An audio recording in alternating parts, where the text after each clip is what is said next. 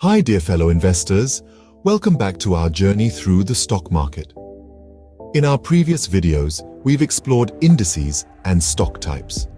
Today, we're delving into a crucial decision: long-term versus short-term investing in the stock market. Let's begin. Scene script.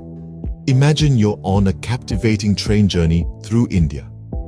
Much like this journey, investing in the stock market can take you on different paths.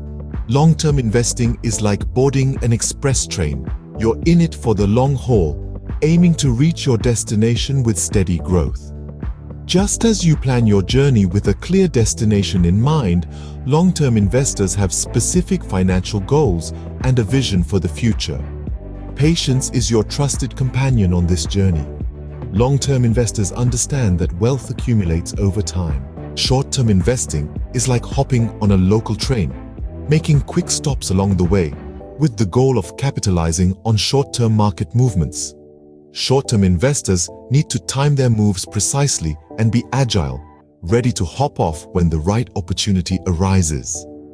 Just as different train cars offer varying comfort levels, short-term investing can bring both risks and rewards, often with higher volatility. Now, the big question: which journey suits you? Long-term investing for steady growth or short-term investing for quick maneuvers? Your choice depends on your financial goals and risk tolerance. And there you have it, fellow travelers. Investing in the stock market is much like embarking on a journey. Long-term investing is your express train to steady growth, while short-term investing is like hopping on and off local stops for quick opportunities. In our next video, we'll explore practical strategies for both journeys. Stay tuned. Don't forget to subscribe for more insights into investing in the stock market. See you in the next video.